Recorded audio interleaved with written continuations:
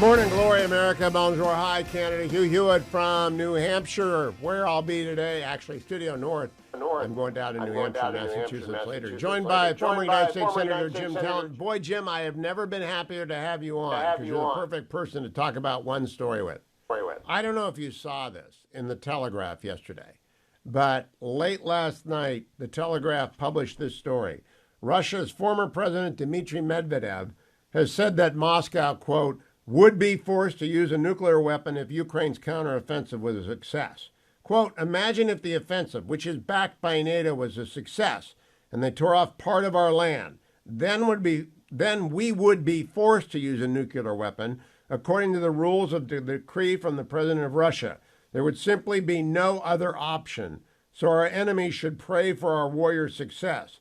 They are making sure that a global nuclear fire is not ignited.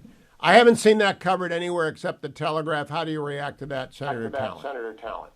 I think it's very likely Saber rattling you.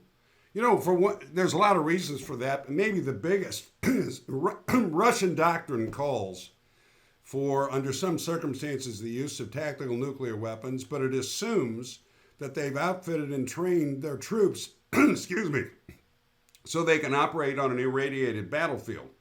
Because the problem when you use a tactical nuclear weapon as a battlefield weapon, it can also affect your people.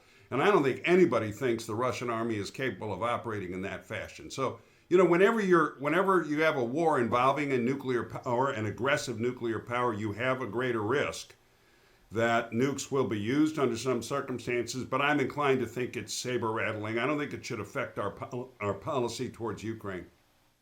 Now, Senator, I just finished listening for the first time to American Caesar, the brilliant Manchester biography of Douglas MacArthur. MacArthur advocated for the use of tactical nuclear weapons south of the Yalu to create a plutonium strip that the Chicoms, as they said back then, could not cross for 80 years. And Truman rejected it. So did Ike. But John Foster Dulles got them to the table by saying to Nehru, you better tell the Chicoms we're close to doing that. So we used to consider it, then we banished it from our doctrine. What if they don't care about their troops, Jim? Because obviously they don't care about their troops. Yeah, I think if it was a regime survival issue, then they might consider it. But again, I think that consideration tends to cut the other way, because, look, we're dealing with a regime that, for example, has never fully mobilized the Russian people because he's afraid of dissent within Russia and instability within Russia. I don't think he wants to escalate the war because I think his concern is that will imperil his own position. You're right. Whenever you're dealing with a situation like this, there is a danger of escalation. This is why you want to deter and prevent these wars. I mean, this is the point, and you've highlighted it in the article that Mike Gallagher wrote about Korea. I mean, when you got a conflict like this, there is a risk of escalating armed conflict. And when you have escalating armed conflict with a nuclear power, you have a risk of getting into the nuclear domain. It's a good reason to deter those wars, isn't it? It's something you just said reminded me as well of what Walter Lippmann said back in the day of MacArthur-Truman arguing, which is regimes do not negotiate about their survival. There is nothing to negotiate. And so, Walter Lippmann had his good points and his bad points. That's one of his best points. If you push someone against the wall, I'm going to ask Chairman Gallagher and Ian McLean, who wrote that piece with him. They're going to stay on the show today for the last segment and then the podcast about just this. Are we pushing Putin or China into a corner? And I don't think we're doing it with China, but we may be forcing Putin to do things that he only does to keep his regime. Not the country. Russia's not threatened, but Putin certainly is at this point. I wrote a column, 4 or 5 months ago now, saying, apart from the danger of escalation, if it looks like we've got a stalemated battlefield indefinitely in Ukraine, it's not in our interest to continue that kind of situation. And frankly, it's not in the Ukraine's interest either. All they're going to end up with is eventually a ceasefire more or less along existing lines and a country that's ruined even more.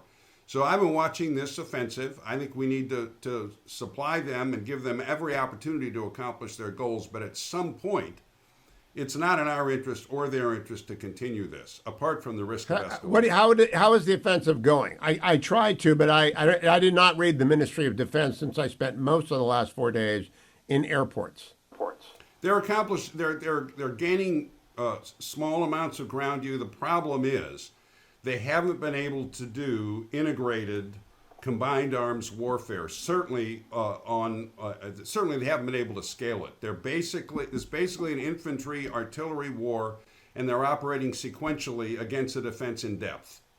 So you can get an armored U.S. Army specialist on the show if you want, but what they'll tell you is that without air superiority and without the ability to scale combined arms warfare, the gains are likely to be modest at best, and it's becoming kind of war of attrition. Now, we'll see what they can do, particularly if they can cut Crimea off and begin to starve out the Russian troops. You notice that's what they're trying to do with some of these long-range missiles and having some success in it.